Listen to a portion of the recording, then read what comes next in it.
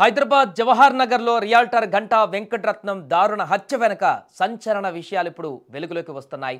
హత్య కేసులో ప్రధాన నిందితుడు చందన్ సింగ్ కొన్నేళ్ల క్రితం రెజ్లింగ్ క్రీడాకారుడని పోలీసుల విచారణలో తేలింది.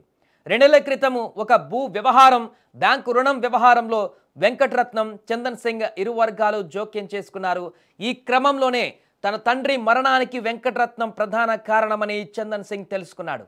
అప్పటి నుంచి కక్షతో రగిలిపోతూ 3 నెలల పాటు రెక్కీ చేసి స్నేహితులతో కలిసి వెంకటరత్నంను అతి దారుణంగా చంపినట్టు పోలీసులు గుర్తించినట్టుగా సమాచారం. ఇక బ్యాంకు రుణం విషయంలో గొడవ, నగరంలో రియాల్టర్గా చలామణి అవుతున్న గంటా వెంకటరత్నం కొన్నేళ్ల క్రితం హైదరాబాద్కు వచ్చాడు. పాత బస్తీకి చెందినటువంటి రౌడీ షీటర్ సుదేశ్ సింగ్కు అతడు ప్రధాన అనుచరుడిగా ఉండేవాడు. అతడి ఎన్కౌంటర్ తర్వాత వెంకటరత్నం స్థిరాస్తి వ్యాపారం చేశాడు. 2 ఏళ్ల క్రితం ఒక స్థలం, బ్యాంకు రుణం విషయంలో వెంకటరత్నం అనుచరులకు గోషామహల్కు చెందిన కొందరితో వివాదం ఏర్పడింది. ఇందులో జుమేరాత్ బజార్కు చెందిన చందన్ సింగ్ జోక్యం చేసుకున్నాడు.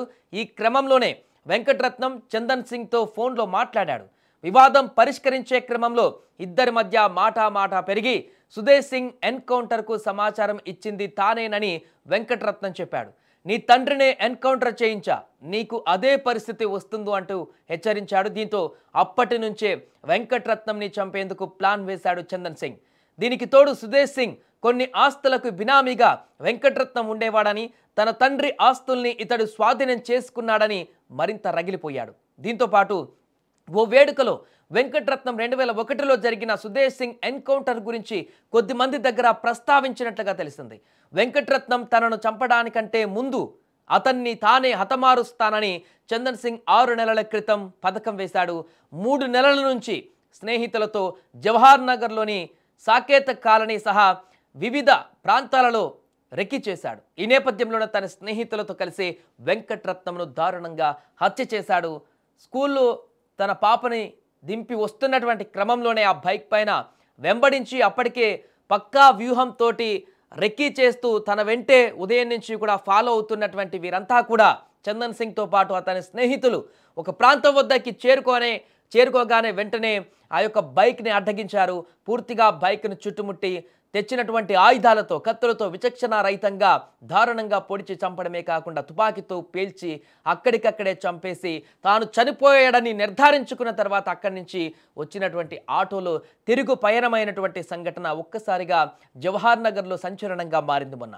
అప్పటి నుంచి వెంటనే పోలీసులు అక్కడికి చేరుకొని, ఘటన జరిగిన వెంటనే అక్కడికి చేరుకొని విచారణ ప్రారంభించారు. అన్ని కోణాలలో పూర్తిగా క్లూస్ టీంను కూడా రంగంలోకి దింపి పూర్తిగా అక్కడ దర్యాప్తును కొనసాగించి కొన్ని గంటల్లోనే ఈ హత్యకు గల కారణాలను, హత్య చేసినటువంటి వ్యక్తులను సీసీటీవీ ఫుటేజ్ ఆధారంగా తెలుసుకొని ఆ రకంగా దర్యాప్తు కొనసాగించారు. దీంతో ఈ యొక్క విచారణలో ఇప్పుడు అనేక అంశాలు వెలుగులోకి వస్తున్నాయి. తాజాగా చందన్ సింగ్ యొక్క మర్డర్కి తన యొక్క అంతకుముందు జరిగినటువంటి సుదేశ్ సింగ్ హత్యకు సంబంధించినటువంటి కారణం చేతనే ఈ యొక్క ప్రణాళిక వేసినట్టుగా కనపడుతుంది. తాజాగా వెలుగులోకి వస్తున్నటువంటి అంశాలతోటైతే ఈ కేసుకు సంబంధించిన ఒక కంక్లూజన్ వచ్చినట్టుగానే మనకు కనపడుతుంది. ఇక హత్య తర్వాత వెంకటరత్నం కుటుంబ సభ్యులు తీవ్ర విషాదంలోకి మునిగిపోయారు. వెంకటరత్నం ఇంత దారుణమైనటువంటి హత్యకు గురైన తర్వాత తన భార్య, అక్కడ ఉన్నటువంటి పాప కూడా అక్కడికి వచ్చి రోధించినటువంటి దృశ్యాలు కూడా అక్కడ స్థానికులని కన్నీటి పర్యాంతం చేశాయి. ఏదేమైనా కూడా ఉదయం పూట అందరూ చూస్తుండగానే జరిగినటువంటి దారుణ హత్యకు సంబంధించినటువంటి ఘటన అయితే హైదరాబాద్లో ఒక్కసారిగా ఉలికిపాటుకు గురి చేసింది.